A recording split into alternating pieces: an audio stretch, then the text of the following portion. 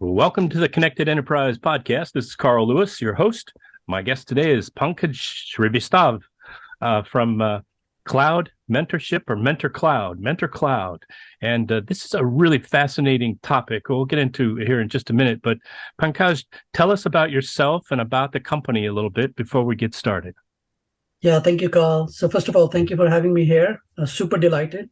As we were talking just before we got on the podcast, I believe this is the most crucial and vital discussion to be having in the world today, right?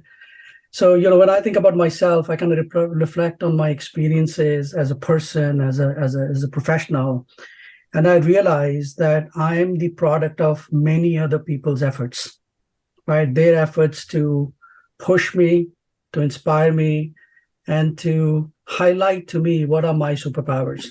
So, first of all, I'm very, very grateful for all those mentors, all those coaches who have helped me be who I am. And when I think about Mentor Cloud, I think of Mentor Cloud in the same way. I'm deeply connected with the purpose that we have at Mentor Cloud.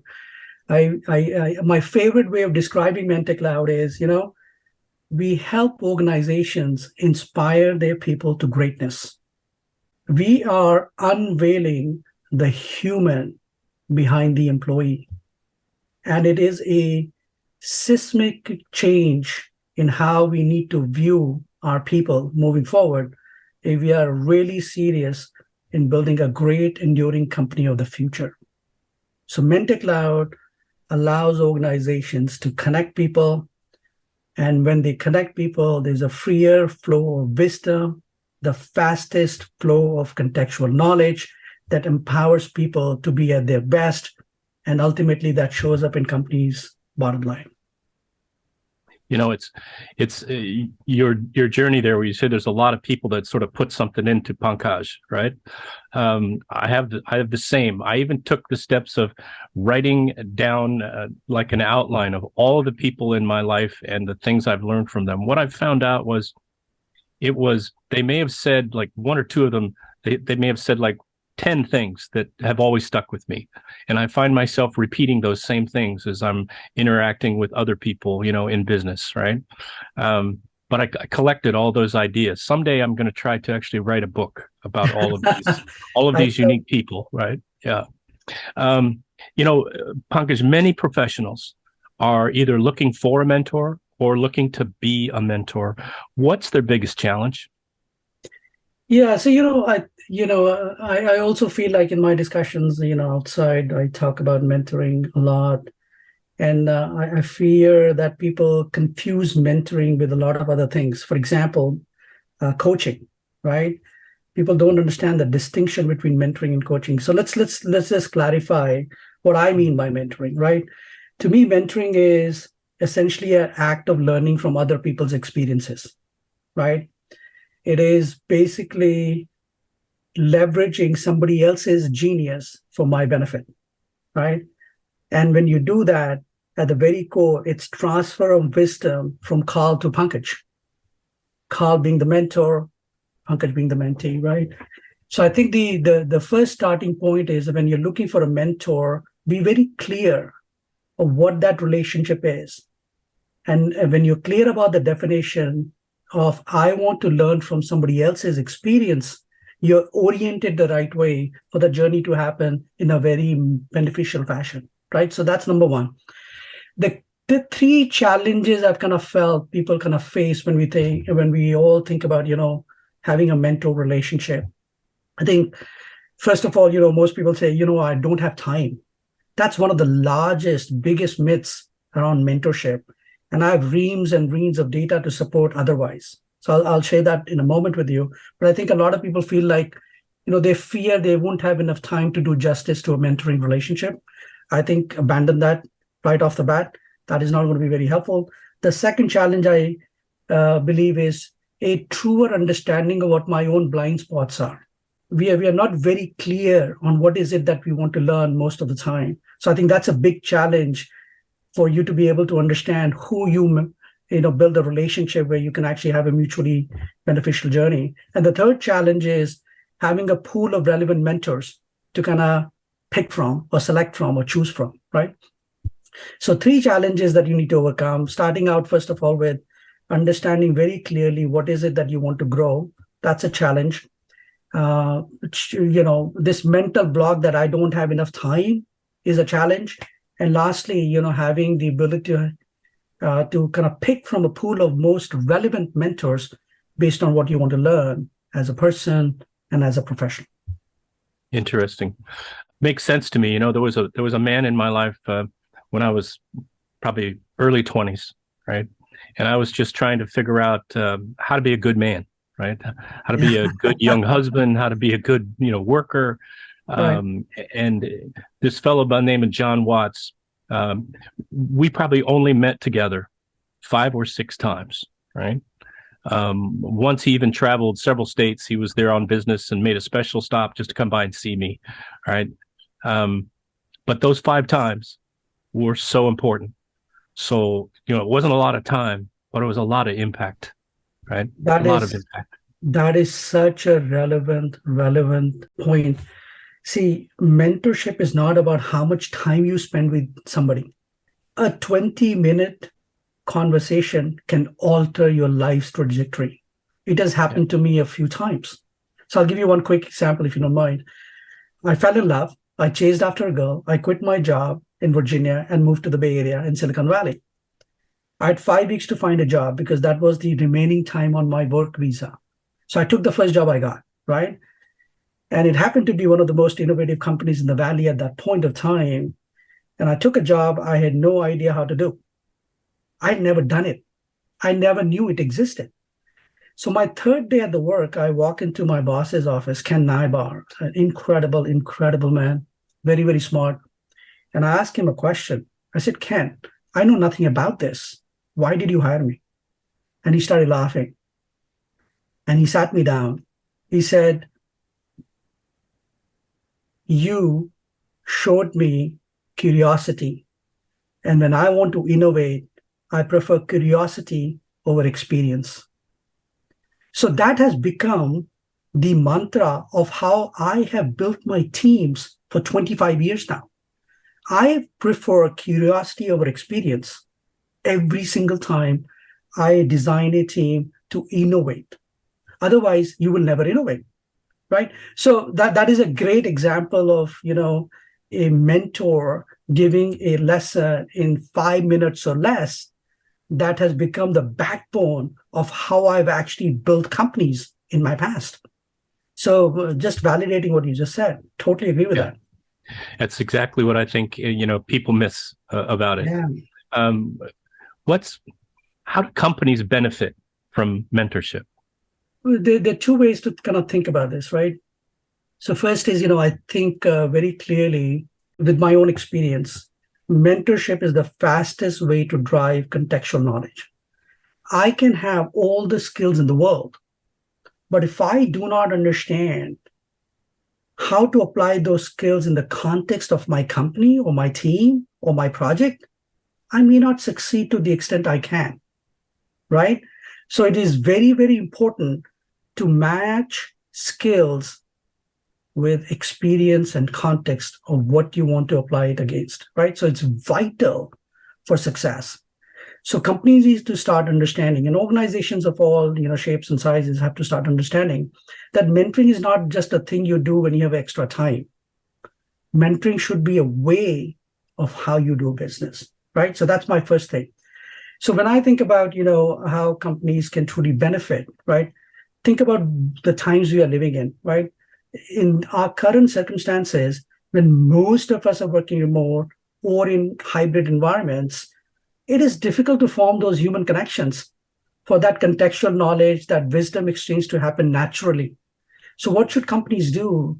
Because now that is not available.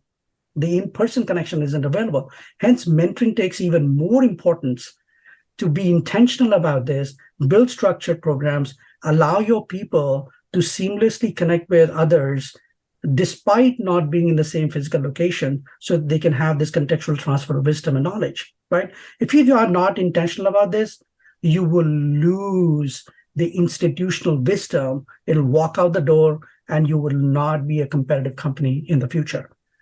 To me, it is the most vital things companies need to worry about. Their human wisdom that resides in their companies and is being completely under leveraged today. Interesting. You spoke about it being intentional. That tells me that it probably needs to have some sort of a structure, an organizational way of putting it together. Is there like a basic structural plan for a mentorship program? Mentorship needs to kind of expand. The definition needs to expand. We need to think about mentorship not just as a one-on-one relationship, right? And that's the traditional view where, someone mentors somebody else, right? But different people have different ways of learning. I learn differently than Carl does and from somebody else, right? So when we are all in hybrid or remote circumstances, what is the best way to give each one of us the ability to learn and grow? It is not going to be possible to pigeonhole everybody into a one-on-one relationship. So by intentional, I mean be intentional about mentorship, not necessarily a structure behind it, right? And allow your people to pick and choose a variety of different mechanisms in which they can learn. So I can choose to learn one-on-one with someone, or I can choose to learn from a community of my peers, or I can choose to learn in a one-on-one session with a leader one time, right? So I don't have to take one-on-one journey with a leader. I can just talk to one person, like I was giving you my example of having that one lesson from Ken Nybar. One lesson, that's all it takes to alter the trajectory, right? So we believe companies need to be intentional. They have to make sure that they give the opportunity for mentorship to occur, but then they have to be completely flexible in letting their people choose how they want to learn. One-on-one, one-to-many, a single session. A friend of mine was recently telling me about something that their company started doing during the pandemic, and it was what they called the fireside chat. Yeah. And they would choose different, C-level leaders of the company, and they would schedule a date, right, for them to do their fireside chat. And the purpose was tell your story, how you got where you are today, right? Take us back to at least to college and walk us through the steps, how you got to be who you are today, both professionally and personally. And people could opt in. It wasn't required. People could opt in. And they were amazed at, how favorable the employees were to that approach, because they were also short. They were like 20 minutes, right? So it didn't take a lot of your day. It was like first thing in the morning, grab a cup of coffee. Let's come together and hear, so-and-so's story. That's just one way that, from what you've said, that would be a great way for some people to seek mentorship, right? Absolutely. I'm just going to listen one time to this guy who's so intriguing to me, right? I want to hear this senior vice president because she's, so successful in her work and I admire her, right? In your mind, what are the basics, I guess I would say, of a good mentorship relationship? Yeah, so let me just quickly comment on the fireside chat. It seems like, I need to get connected with your friend that you spoke with, because fireside chat, Carl, is actually a feature on Mentor Cloud. Mm-hmm. And it is exactly for the purpose that you defined, right? It is for a senior leader who is, unreachable at times, not because they want to be that way, but because of the practicality of a large organization, right? To show their humanness to the rest of us, right? I actually love this feature. This is the number one feature for me on Mentor Cloud, the fireside chat. I was talking to a CEO who used the fireside chat in our platform, and he reached out to me and he said, Pankaj, magic happened. Now people know who I am, not what I do. Mm. And that is allowing me to build a human connection and a sense of belonging with my team. I love it. Right? So it is a very, very powerful feature. I would love to get connected to your friend and learn more from him. Right? Yeah, I'll put you in touch with him. It'll be great. That'll be fantastic, Carl. So in terms of, here are three keys of a mentor, three keys of a mentee, right? What makes mentorship work? If a mentor is compassionate, that's the number one thing. A mentor has to be compassionate. They have to be non-judgmental, and they have to commit to their mentee's success. If you don't have those three attributes, you're not going to be a great mentor. You have to have compassion. You have to have no judgment. So you're creating a vulnerable place for somebody to share what they feel, so you can help them with your own experience, right? And lastly, you have to commit to your mentee success. You can't say, oh, I talked to him for 10 minutes. That's it. I'm done. No, no, no, no. You have to follow up. You have to commit to their success. So those are three keys for being a great mentor. And for mentees, you have to trust your mentor. Because ultimately, as we discussed before, it is about pulling the genius of the other person and learning from it. If you don't trust that person, how will you ever do that in a meaningful way? So that's number one attribute. Number two is when they give you advice, act on it, right? Otherwise, what's the point? Act on it. That's a crucial behavior. And number three is show gratitude, because you get more advice after that, right? So those are three keys for being a great mentor and a great mentee. And when you have those, you'll have amazingly mutually beneficial journeys together. Yeah. What would you tell somebody who is truly looking for a mentor, knows they, would like to have somebody advise them on some things? How do they begin to find someone? Yeah, great question. So the first thing I will say to them is great decision to go look for a mentor, right? I think it was Socrates who said, smart people learn from everyone and everything. Average people learn from their own experiences, and stupid people know all the answers already, right? So when you make the decision to learn from someone, it's a smart choice to begin with, right? So this is what I typically advise, and this is something that I've done myself. I identify people. I actually identify people. And in today's world, it's very, very easy. You can go to LinkedIn as a starting point and follow people in your industry, or the type of experience that you would like to have, or the type of job you might want to have in 5 years' time. Identify people at the top of their field, at the top of their game, and follow them. Follow them. Don't reach out. Follow them, number one. See how they interact and engage with their network. And then be bold and reach out. I've done it. I was a fan of this person for 15 years, always intimidated, but I kept following her. And one day I just sent her a LinkedIn message and say, Andy, I need help.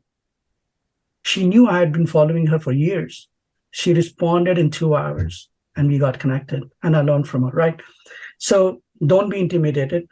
So first is identify people you would want to emulate in your life, either professionally or in your personal life. Follow them, see how they react to people around them, and then reach out. On the converse side of that, you're in a good place in your career and you sort of know, I need to pay it forward, right? I need to help someone out. I'm ready to be a mentor. I feel kind of called in that direction. What do I do? Yeah, no, excellent question, right? So I'll give you my personal story. I don't know if it's the best way for others. As I said before, I absolutely believe I would not be where I am without the help of so many people, either formally or informally. I actually wrote a piece. It's part of a book that is still being written, and the chapter is called Ode to My Mentors, right? I've actually named people in that chapter. So I absolutely believe in the power of mentorship, right? And so when I think about all that, it is very natural for me to give back, right? I'm a mentor at multiple incubators around the world. I teach for free across the world. And when I teach across the world, I learn more. And then people reach out and say, I liked what you said about this. Could we spend 30 minutes talking about it? And that starts the mentorship relationship with somebody, or it could be a person, it could be a team, or it could be a company. So currently I have 7 active mentor-mentee relationships going on. 4 of them are individuals and 3 of them are companies. 2 of those companies being in Africa. And all of that happens because you begin with the intent to give, and then you wait. People will reach out. People will react and say, you know what he said, I need to learn more about. So don't go and say, I want to mentor you. just go give, and mentees will reach out to you. That's my personal experience. Interesting. You've talked about a couple of times, our last question for today, about the future of work and where we are now, what we've been through, and how that world is changing and becoming something new, right? What do you think the role of mentorship has to do with the future of work? I think it's absolutely vital. So one of the things I am very, very intentional about, Carl, is every week, every single week, I make it a point to talk to 3 people I've never met before. That's just the way I see my job, to learn, right? And when I talk to people across the world, these are senior leaders across large companies and organizations across the world, they're all very worried. We are all very worried. And I'll tell you why. The nature of the modern workforce has changed radically. In my generation, I was told what to do. And I was perfectly happy doing that. Perfectly happy. In my generation, when I was starting out my career, it was about the company's results. When I started my career, it was about company's growth, company's results, and there was zero sensitivity to social responsibility. The world has changed. The new workforce is demanding a sense of purpose. They're demanding social responsibility. They're demanding personal growth. So leaders who want to build great, enduring companies of the future, if they don't adapt to this radical change, they will fail. And they're worried. Now, I'll give you one quick example. I was talking to CEO of one of the largest insurance companies in the world. And he said, Pankaj, we hire 30 people a week. How do I onboard these people? How do I build culture? How do I form a relationship with them? Right? Mentoring. Mentoring is the answer, right? So I believe it is not the complete answer, but it's a very good starting point for companies to adapt as a vital cog of business in this environment and create that human connection that is lacking and that is absolutely vital to onboard the new workforce, the modern workforce, to build an enduring company of the future, right? And the last thing I would say about this topic is, as the new world work is shaping, a lot of that has to do with the new modern workforce, but also the exiting workforce. Close to a quarter of the workforce today is going to retire in 5 years. All that institutional wisdom is going to step out of the door. These are people who spent 30, 40 years learning and becoming masters of their trade. Can you let that just walk away? What is the best way to retain that institutional wisdom and pass it along? Mentorship, right? So both to accommodate for the demands of the new workforce and to retain this tremendous institutional knowledge that you took decades building, mentorship is the starting point. So do it. Make it part of how you do business. It's certainly something that people need to think about, with that many people leaving the workforce. I hope that I'm one of them. So but make sure you leave behind all the wisdom, which you do already with the podcast that you run. I try. Well, Pankaj, thank you so much for this. And, if you're listening, I just encourage you to check out Mentor Cloud. As you've heard, Pankaj has so much passion about this topic.